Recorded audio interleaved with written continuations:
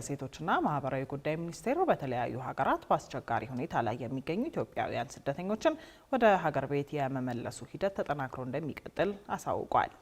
ሚኒስቴር መስሪያ ቤቱ አክሎም ባለፉት 3 ዓመታት በተለያዩ ሀገራት እስር ቤቶችና በሌሎችም አስቸጋሪ ሁኔታዎች ላይ የነበሩ ከ500 ሺህ በላይ ኢትዮጵያውያን ስደተኞችን ወደ ሀገር ቤት መመለስ መቻሉን ገልጿል።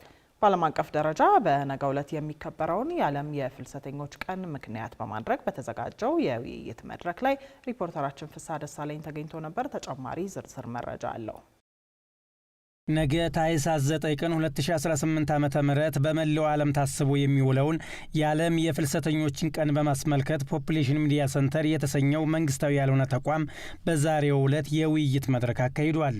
በመድረኩም የሴቶችና ማህበራዊ ጉዳይ ሚኒስቴር ዜጎች ተገቢውን ሰነድ ሳያሟሉ ወደ የትኛውም ሀገር ለስራ እንዳይወጡ የተለያዩ ስልጠናዎችን እየሰጠ መሆኑን አሳውቋል። እንዲሁም ተገቢውን ሰነድ ያሟሉ ዜጎች ደግሞ መብታቸው ተጠብቆ ለስራ ወደ ውጭ ሀገራት እንዲጓዙ እየሰራ መሆኑን ገልጿል።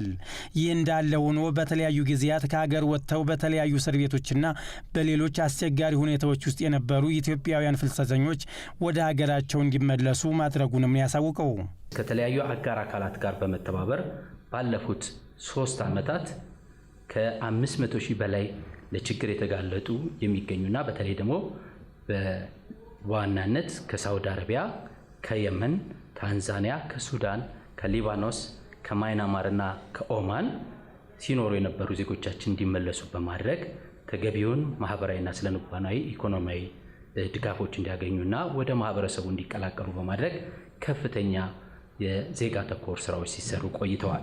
ኃላፊው አክለውም በየወሩ ከ2000 ያላነሱ ዜጎች ወደ ሀገር ቤት እየተመለሱ መሆኑን የጠቆሙ ሲሆን ለነዚሁ ከስደት ተመላሾች ስልጠናን ጨምሮ የተለያዩ ድጋፎች የሚያገኙበት አሰራር ስለመኖሩ አመልክተዋል።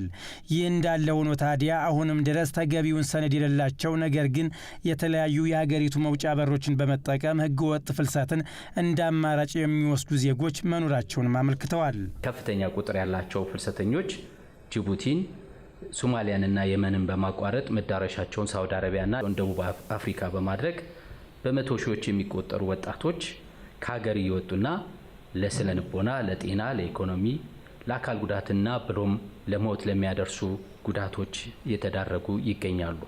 የውይይት መድረኩ አዘጋጅ ፖፑሌሽን ሚዲያ ሴንተር በበኩሉ ዜጎች ህገወጥ ፍልሰትን እንደ አማራጭ እንዳይወስዱ የሀገሪቱ የኢኮኖሚ እድገት መሻሻል ይኖርበታል ብለዋል። በተጨማሪም ዜጎች ከቦታ ቦታ ተንቀሳቅሰው እንዲሰሩ የሀገሪቱን ሰላም ማረጋገጥና በሀገራቸው መስራት የሚችሉባቸው የብድርና ሌሎች አማራጮች ቢቀርቡላቸው አስከፊውን ስደት ምርጫቸው እንደማያደርጉም ጠቅሷል።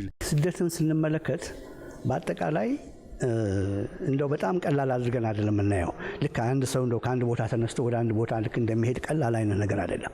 አመቺ ባልሆነ ሁኔታ በየበረሃው ይሄዱ ቋሚ የሆነ ፐርማናንት የሆነ ለተለያየ በሽታ፣ ለስነ አእምሮ፣ ለሳይኮሎጂ ለመሳሰለው እኮ እንትን የተጋለጡ ደግሞ ወገኖቻችን እኮ ብዙ ናቸው። በዘላቂነት ይሄን ነገር የምንወጣው አገራችንን ኢኮኖሚ እያሻሻልን ስንመጣ፣ ፒስና ስቴቢሊቲ ደግሞ እንዲመጣ ሁላችንም የበኩላችንን አስተዋጽኦ ስናደርግ፣ መንግስትና ፕራይቬት ሴክተሩ አብሮ ተባብሮ ሲሰራ፣ በማህበረሰቡ ዘንድም ደግሞ ያለውን ብዥታ በሂደት እየቀነስን ስንመጣ ይሄ እንግዲህ ሰው ኢኮኖሚያችን እያደገ ሲመጣ የምንፈታው ችግር ነው ማለት ነው። መንግስት በተለያዩ ጊዜያት ከሀገር የወጡና በተለያዩ እስር ቤቶችና በሌሎች አስቸጋሪ ሁኔታዎች ላይ ያሉ ኢትዮጵያውያን ፍልሰተኞችን ወደ ሀገራቸው ከመመለስ ጎን ለጎን በአመት ለ300 ሺህ ያህል ዜጎች በህጋዊ መንገድ የውጭ ሀገራት የስራ ዕድል እየፈጠረ መሆኑን በመድረኩ ተነግሯል።